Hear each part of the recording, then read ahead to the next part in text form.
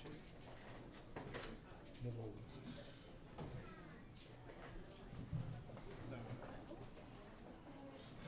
and foremost, just want to offer all honest praises, respect, acknowledgement, and thanks unto the great King of the universe, to the God of our fathers, to the God of Abraham, Yitzchak, and Yaakov. Thanking him for all things and everything. I've been doing the tongue of our forefathers. Shabbat Shalom, the Father. Shabbat Shalom, the Khan. How's everybody feeling? Amen.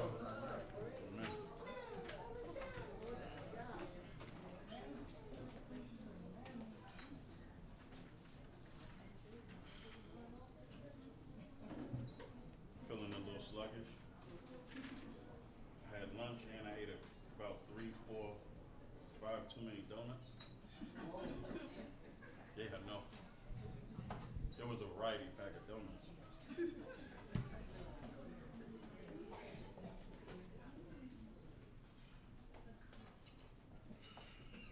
Y'all just gotta forgive me, please. How's everybody feeling? So, So, before we're gonna finish out the book of Ruth. Before I get into the book of Ruth, I just want to say a couple things. The first thing that I want to do is, first, thanking the Most High God for life, thanking Him for strength, thanking Him for food, clothing, and shelter, thanking the Most High God for the good that He gives us and the bad that He doesn't. So I want to start just by taking a moment to say, to thank the Most High God in commemoration of the life of Dr. Martin Luther King. hallelujah. The funny thing is, unfortunately, Dr. King was a great individual. Dr. King was a prophetic individual. And what happens a lot of times is, we're taught wrong. We're taught that, and I remember hearing this myself, we're taught that because Dr. King didn't know he was an Israelite, that took away from the accomplishments that he, the things that he accomplished, which is not so. Anybody who will stand up for his people at the cost of his family, at the cost of his life, that's the individual that needs to be commemorated. Hallelujah. So we thank the Most High God for his life, his birthday, which was the 15th, and which will be celebrated on Monday. So most of us have a 3-day weekend. But we thank the Most High God for that. Another thing that another comment that I want to make is we're trying to do things a little bit different, and I thank the Most High God for the leadership that we have here, the elder leadership that we have here, that they are allowing us to branch out a little bit more into some of the more community-related activities that we probably should have been doing all along. The fact of the matter is most people, when they hear the term Israel, they think of something negative or they think of something bad, and that shouldn't be the case. Most people, when they hear the term Israelite, they think about the people who stand out on the corner and speak in a derogatory fashion to everybody. And that just shows that we as a people should probably be doing a little bit more so that the name of God's people resonates in a good way and not a bad way. So one of the things that we're going to actively begin to start doing is we're going to try to start to get involved in community outreach. We're going to start to get ourselves involved in a lot of different things. So, take some time during the upcoming weeks and months and just check out the D.C.B website for the different things that we're going to be looking to do. Check out the Amzadik website for the different things that we're going to be looking to do. Because the fact of the matter is, what we want to do is we want to start to show and portray our people in a positive light, so they're not always seen as something derogatory or negative. Or we got a big job to do. We got a lot of work to do, and the other thing that's going to take is going to take our cooperation. So what's also going to happen is, as we're doing our community outreach and the different things that we're going to be doing, we're also going to be looking to solicit your participation. We're going to be looking to solicit your support. your ideas. I'm talking about us. Our support, our ideas, your support, your ideas. Because, again, we don't want to unilaterally make decisions for all Israel. We want to make sure that we're all inclusive, and we want to take people's ideas, and we want to start to participate and do good things.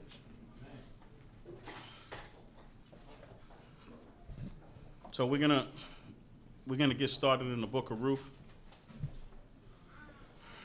and I don't know if I said it already, but our brother Morey Yiptop did an excellent job last week in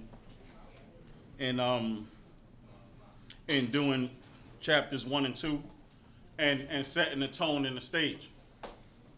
The other thing that was the Maftira mentioned earlier, was it last week? 2 weeks ago. When was your birthday? Last week? 2 weeks ago. 2 weeks ago.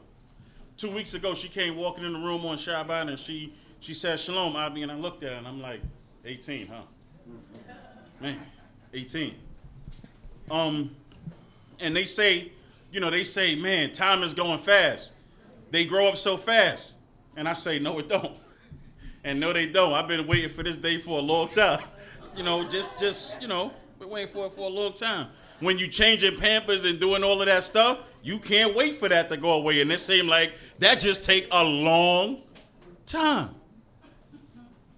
But we thank the Most High God for him allowing us to be able to see our young ones grow up. And we thank him for him allowing us to be able to see our young ones grow up and still be here. One of the things that we're also looking to do is, when I first came around, it was a whole lot of young Israelites around my age. It was a lot. And then what you started to see is, you started to see them slowly get into this and slowly get involved in that, and you kind of we lost a whole generation of people. Yes, sir. And one of the things that we don't want to do, because we can't afford to do, is we can't afford to lose another generation. Amen. So the little ones that we love so much, part of the things that we're looking to do needs to include them. Yeah. The things that we're looking to do needs to take into account what we know that they need. And a lot of the times, they may not recognize it yet. But we know, because we've been through it. And I know we kind of get conflicted sometimes, and we think, well, maybe we giving them too much, or maybe we being too hard, or maybe we shouldn't really make them do all of the dishes, wash the dishes, dry the dishes, and put away the dishes. Maybe we should just, let them just, and the fact is we got away from doing certain things that build character. Yes. Doing work builds character, because it shows you that nothing in life comes free. And it shows you that you have an obligation at every step of your life, starting from young. Yes. So these are some of the things that we need to do. These are some of the things that we need to push for. Getting good grades is not an option. Getting good grades is mandatory. Because we know that y'all could do it. Because God know that y'all can do it. And if y'all can't, if things are difficult, there's plenty of people here that can assist. And we're willing to assist, and we're willing to help. But we need to start to invest. Sometimes we need to just put the Facebook phone down. All right. Just not for a long time, just for a little bit, because we need to invest in our children. Because what'll happen is you'll look up and we'll think that we've been good parents, and we'll look up and our children will start to bring in certain activity, and you wonder, well, where they get that from? How long you been doing this? But they've been doing it for a long time. We just didn't recognize it because our mind was on other things. But we're going to get in the book of Ruth. At the end of chapter 2, Ruth was gleaning. Boaz told her, stay here with me, glean with my people, because basically what you ran across was you ran across two people who like each other, which is perfectly okay. So we're going to get started in 3 and 4. We're in the book of Ruth, chapter 3, verse 1. Hallelujah. Hallelujah. And Naomi, her mother-in-law, said unto her, My daughter, shall I not seek rest for thee, that it may be well with thee? Right. So now, so she's starting off. And again, I'm going to stop for a minute. I'm going to say, when I was studying this portion, I actually learned a lot from studying this portion. And what happens is we get away from reading certain books because we feel like they're not, that they're not as important as some of the others. But the fact of the matter is God gives instruction all throughout. Yes. And for us to be well-rounded, we need to gain the instruction that God has given everywhere. Right. And this is starting off because when you look through this portion, I understand that we don't have a great law in place to deal with courting and things like that. We don't have that right now. But when you look at this, the book of Ruth from the beginning until now, this gives some excellent guidelines on how men should deal with women and how men should deal with men should deal with women and how women should deal with men. Yes, and what it also gives is it also gives the parental perspective that needs to be considered also. Yeah. So one of the first things that Naomi is saying is because she's watching all of this play out. Now Ruth is a Moabite. She's from Moab. I don't know how they do things in Moab, but now Naomi needs to find her a husband, and she's already ingratiated herself to Israel. So obviously she needs to find her Israelite husband. And Naomi is guiding her on the way to do it. And she starts off by saying, shall I not seek rest for you? And the word that, shall I not seek so that you're not constantly worried about this or that or all of these different things, because the fact of the matter is you need a husband. One of the things that I think we forget sometimes in this modern day independent society is we kind of forget when God said things like man shall not dwell alone. It is not good that man should dwell alone. That meant women too. So if we're under the mindset that I'm a man and I don't need no woman, I'm going to tell you, I don't know what type of man you are.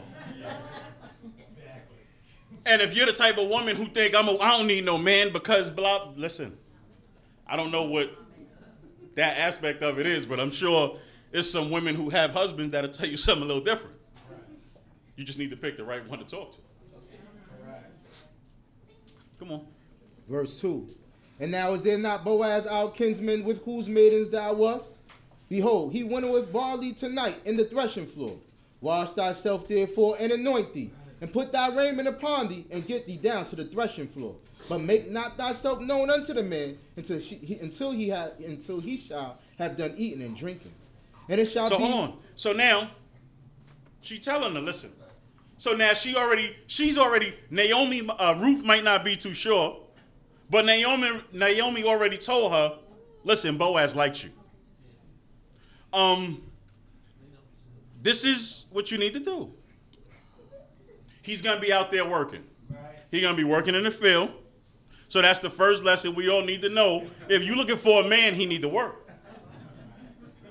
He's going to be out there working. And this whole thing about winnowing the barley, that's like hard work, because basically what you're doing is you're taking the grain portions from the store. So he's going to be out there working. What you need to do is you need to get you that red dress, right? And the high heels. Tell me where we going with this. And that sweet perfume. That's what she told her. That's what she told her. And you go out there. You don't make yourself known to him yet, because this is the subtle part, because you still need to be, you still need to be a lady. And a lot of times where we kind of get lost is we we as ladies don't, y'all as ladies, excuse me, don't like to be ladies. And we as men sometimes don't like to be men. Just look, we gonna scratch that. We're gonna scratch that from the record, because that was a misstep. Y'all made at me for the misstep, but y'all not mad when he said Martin Luther King. Come on, man.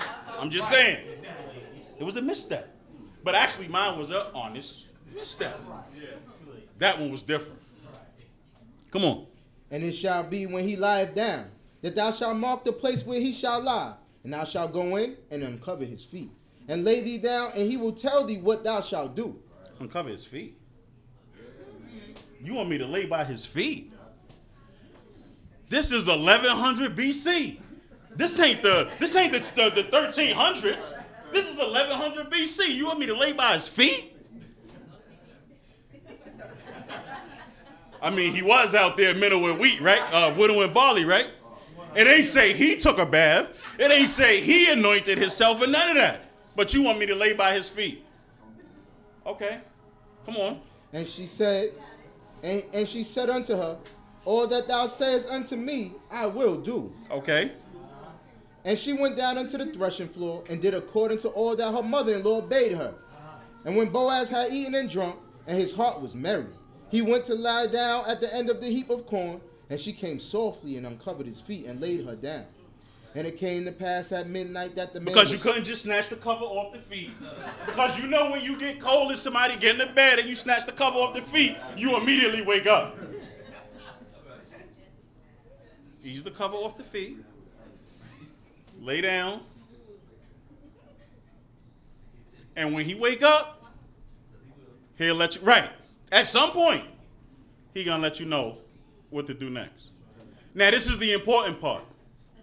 The important part is just like how she was guiding her on certain things, she needed to understand certain things too. Because you have some men that all men are going to tell you what to do. Some men, no, let me say it this way.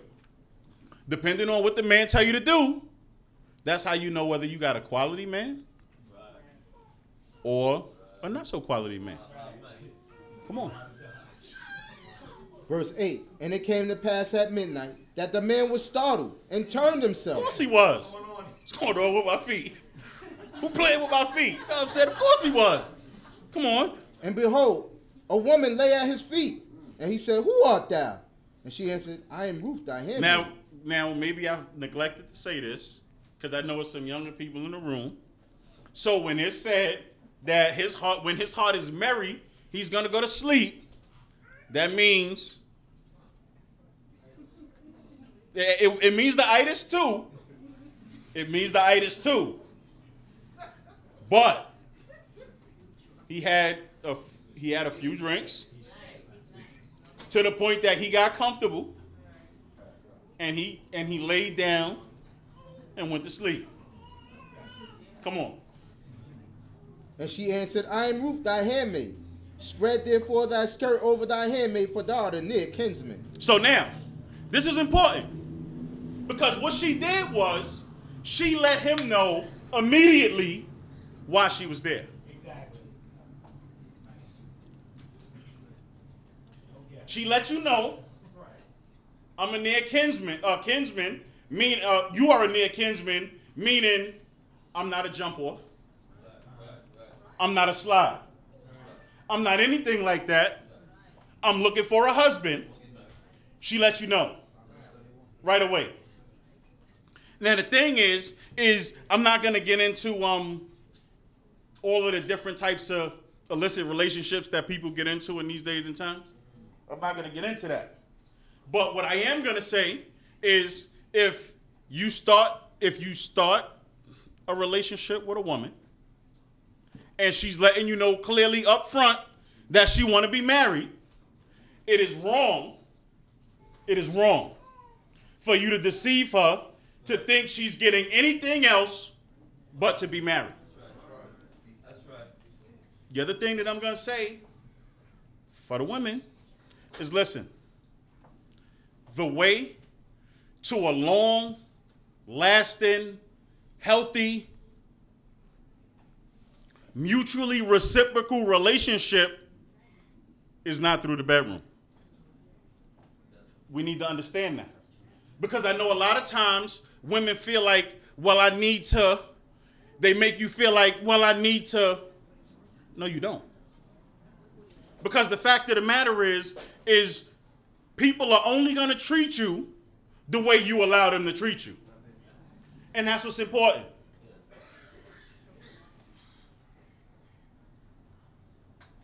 And the other thing that I just want to mention is that it's very difficult to introduce marriage into a relationship midstream.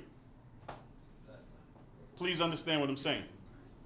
You know, a lot of times, you know, you watch TV and you know, you watch all of these different things and you like, and you know, I think he's going to pop the question. I was I was looking, and I found a K's receipt somewhere. I think he went to Jared. I think he's gonna pop the question. So, what I'm saying is, if you waiting for him to pop the question, what y'all been talking about for the last 2 years? What y'all been talking about for the last 3 years? If marriage wasn't the main topic. It's very difficult to introduce marriage midstream. Just a piece of advice. Come on. And he said, verse 10, and he said, blessed be thou of Yahweh, my daughter, thou hast shown more kindness in the end than at the beginning. And as much as thou didst not follow the young men, whether poor or rich. Right. And Boaz understood certain things too. Because he said, you could have followed, because it was some young men in the field. And you had some strong, strapping young men in the field that she could have went looking after too. And so this interaction showed Boaz the type of woman she was, and it showed Ruth the type of man that Boaz was. Come on. And now, my daughter, fear not. I will do to thee all that thou sayest. For all the men in the gate of my people do know that thou art a virtuous woman. And now it is true that I am a near kinsman. Howbeit, there is a kinsman nearer than I. So now, he also let her know, listen, I am a near kinsman, but it's somebody closer than me. Now, we actually had this conversation last week, and I'm going to kind of go into it once we get into 4. But he let her know from the beginning, this is what I need to do. Come on. Tarry this night, and it shall be in the morning that if he will perform unto thee the part of a kinsman, well, let him do the kinsman part. But if he be not willing to do the part of a kinsman to thee, then will I do the part of a kinsman to thee, as Jehovah liveth, lie down until the morning. And she lay at his feet until the morning, and she rose up before one could discern another. But he said, let it not be known that the woman came to the threshing floor. And he said... So hold on. No, go ahead. I'm sorry. And he said, bring the mantle that is upon thee and hold it. And she held it, and he measured 6 measures of barley and laid it on her, and he went into the city. Okay. So now, a couple of things happened here. The first thing happened is she went and laid back down at his feet. No cuddling. No spooning. No, none of that. Because all of that would have gave the wrong impression and would have gave the wrong connotation. And once you introduce that factor into relationships, then it makes it difficult for people to make the right decision because your judgment becomes impaired. Because you start thinking about other things. The other thing that happened is Boaz knew exactly what her situation was. So when he sent her back, he said, okay, put your veil on. But, no, he said, take it, and I'm going to fill this up because I'm going to send you with something so that you can take back to your mother-in-law. So now Ruth was older. I mean, you know, she wasn't a child. Ruth was older. This says to me that the responsibility or an obligation of a parent doesn't have an age limit on it. If I'm a parent or if I'm a guardian and I'm responsible for this child or this individual, it doesn't matter whether the child is 16, 18, 26, 36, 46, 56. Doesn't matter. And what happens is, and I know this is what happens is, it's easier to show a certain amount of respect for a young lady when she has a parent a father or brothers who will throw you a beating if you violate. That's easy. Even though you got some wolves out there that it just don't even matter. But the thing that I am going to say is, if she's raised by a mother, a grandmother, an aunt, or whoever that guardian is, you still have the same obligation to speak to that guardian as you would speak to a father that would introduce you to some lead if you violated. And I think that these are the things that we need to kind of understand, because the easiest way for a relationship to break down is when you violate somebody's daughter. It's the easiest way. Come on. 16. And when she came to her mother-in-law, she said... Oh, actually, I'm sorry. The other thing is, he said, hold on. I just need to find the verse. 14. And he said, and she lay at his feet until morning, and she rose up before one could discern from another, for he said, let it not be known that the woman came to the threshing floor. Why was that important? That was important because a lot of times relationships get derailed before they get a chance to get started because somebody saw somebody talking and started talking to somebody else. I mean, you take a sit. Yeah, so you know, okay. I seen such and such. I don't know what they was talking about, but it sounded like they was talking about something that they need to be talking about before he talked to whoever he need to talk to.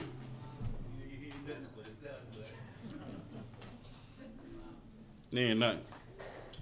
And the reason that's, you know, the fact is, like I started off by saying, men like women, right? Are they supposed to? Right. And women like men. They supposed to. Right. So at a certain point, somewhere a conversation needs to happen for them to start to think that they like each other. Right. Like, just give them a minute. Just give them some time. An announcement is going to come. But, like, just give them some time before you start going and talking about the things that you think you might know, throwing everything off. You know, Isha, I wanted to talk to you about such and such. You ain't got to talk to me because I already know. I already heard. Why you ain't talk to me before you was talking to her over in the... I mean, I guess I could have. You know what I mean? But, and then things get derailed. Come on. And when she came to her mother-in-law, she said, who art thou, my daughter? And she told her all that the man had done to her. And she said, these 6 measures of barley gave he me, for he said to me, go not empty unto thy mother-in-law. Then said she, sit still, my daughter, until thou know how the matter will fall, for the man will not rest until he have finished this thing this day. If he the man that he say he is, he gonna handle his business just like he told you that he was gonna do. Come on. Chapter 4. Now Boaz went up to the gate and sat him down there, and behold, the near kinsman of whom Boaz spoke came by, unto whom he said, hold such a one, turn aside, sit down here. And he turned aside and sat down. And he took 10 men of the elders of the city and said, sit ye down here. And they sat down. And he said unto the near kinsman, Naomi that is come back out of the field of Moab selleth the parcel of land, which was our brother Elimelech's. And I thought to disclose it unto thee, saying, buy it before them that sit here, and before the elders of my people. Okay, hold on. So now, this is what we call a public announcement. And it was perfectly okay. He went to the elders. He went to speak to the individual that he had to speak to first. He had some witnesses there. But again, this is what you call a public announcement. Public announcements are okay. Because the fact of the matter is if an individual doesn't know that 2 people are talking, he might go and he might start to talk to the lady because he don't know that they talking. That's why public announcements are important. Now, granted, you have some people that'll be making public announcements every 2 weeks. Sleek eye. So I got to announce him again? Every 2 weeks we be making a public announcement. I met this sister on the train. And I think she might be my Isha. Met this sister at Olive Garden. She might be my Isha. I mean, it was just the way she brought me those breadsticks. I mean, it was just love at first sight or something. Ooh, I should have said that. Come on. If thou will redeem it, redeem it. But if it will not be redeemed, then tell me, that I may know, for there is none to redeem it beside thee, and I am after thee. And he said, I will redeem it. Then said Boaz, what day thou buyest the field of the hand of Naomi, hast thou also bought of Ruth the Moabitess, the wife of the dead, to raise up the name of the dead upon his inheritance? So, this was very interesting. It was very interesting because Boaz thought he had this thing in the bag. So before I go into the Boaz part, I'm just going to say there's actually 3 laws that kind of go into what's happening here. You have the law of the husband's brother, which, in my opinion, I don't really think that that's applicable here. But you also have the law of redeeming the land. Because what was happening was Naomi was selling the land. She was selling the land. So when you're selling land, you have the next of kin that have the right to redeem it. In that case, it doesn't say whether, it doesn't give the impression that it's a particular next of kin, meaning next in line. It just says a kin has the right to redeem it. And then the third that you have, the third law that comes into play is when a man is transferring an inheritance when he has no son. And in that particular case, when you don't have a son, it has a succession on how the land is to be transferred. You have a son, you don't have a son, then it goes to the daughter. If you don't have a daughter, it goes to the father's brothers. And so you have these 3 laws that's coming into play, but it's just interesting because Naomi was selling it, and this is just, you could look at it one of 2 ways. Either Naomi was selling it and she put the stipulation in that this land was to go to my sons, and I want the name to be raised up, or Boaz just pulled a power move. I'm not exactly sure which one. But what happened was Boaz thought he had it in the bag. And he went and he said, yeah, so, it's the son, and if you're not going to redeem it, then just let me know I'm going to redeem it. And then sort of the family member said, I will redeem it. And Boaz, you going to redeem what? I didn't expect this. But okay, all right, you going to redeem it. Oh, okay, you going to redeem it. All right, let's think about this for a minute. Read 6. And the near kinsman said, I cannot Oh, no, I'm redeem sorry. it. We did 5. So, yeah, he said, if you redeem the field, It comes with this. you got to get Ruth too. And the kinsman is like, Ruth? Who's Ruth? The kinsman probably ain't even seen Ruth. I mean, he probably seen her walking around, but he don't know who Ruth is. So for him to make a last-minute 12-hour decision like this on redeeming the land and some lady to go along with it that he don't know who she is, that's a tough decision to make. And I see Boaz was probably putting pressure on him like, so you can redeem it or not? You can redeem it or not? Listen, we got the elders right here. You just need to make the decision on whether you're going to redeem it or not. Come on. And the near kinsman said, I cannot redeem it for myself. Nah, I don't know what I was thinking. Come on. Lest I mar my own inheritance. I mess up. Look, I can't be plowing on 2 lands of field. So basically what happened is the kinsman is like, I'm going to redeem it. Boaz says it comes with the lady too. And the kinsman is like, yeah, nah, I ain't talked to my Isha yet. You know what I'm saying? I ain't make no public announcement as of yet. You know what I'm saying? And you ain't really giving me no time, the opportunity to do so. So you know what? You just hold that. And Boaz is like, yes. Men and women always like each other. It's perfectly okay. The thing is, you just need to do it in the right way. Come on. Take thou my right of redemption on thee, for I cannot redeem it. Now this was the custom in former time in Israel concerning redeeming and concerning exchanging, to confirm all things. A man drew off his foot and gave it to his neighbor, and this was the attestation in Yisrael. So the near kinsman said unto Boaz, buy it for thyself, and he drew off his shoe. And Boaz said unto the elders and unto all the people, ye are witnesses this day that I bought all that was Elimelech's, and all that was Chilion's and Machlon's of the hand of Naomi.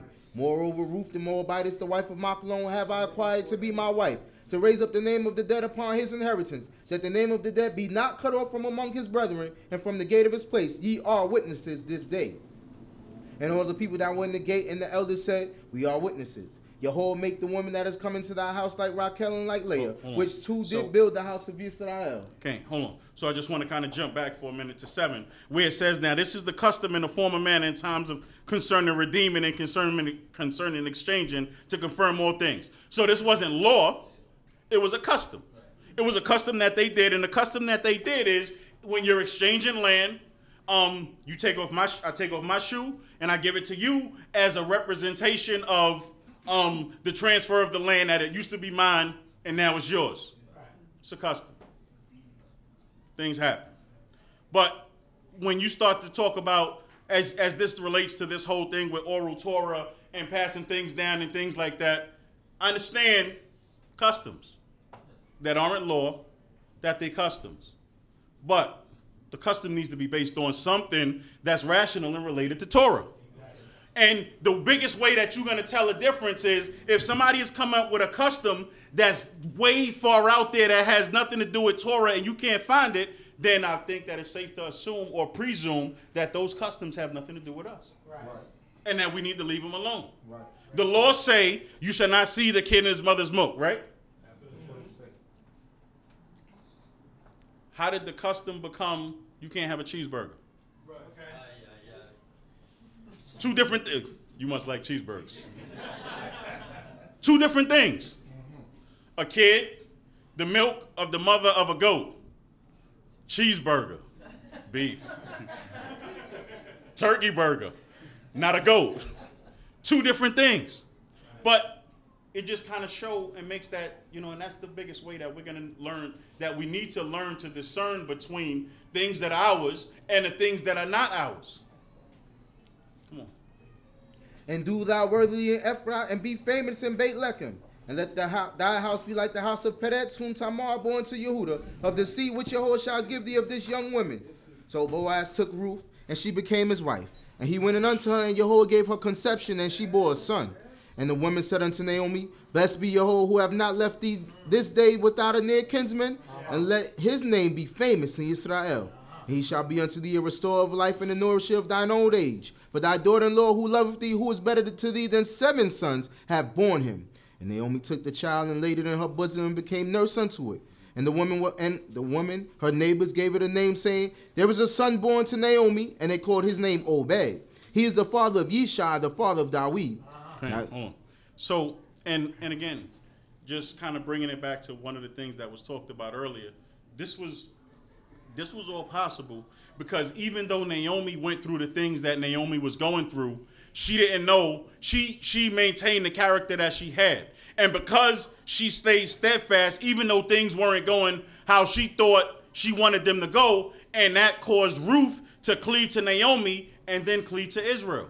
And then from that, you have this interaction between Ruth and Boaz, which brought about probably the greatest king that we ever had. Now these All are the coming back because God is good. All coming back from us and the things that we do, that we put forth in representation of God that allows God to bless. Come on.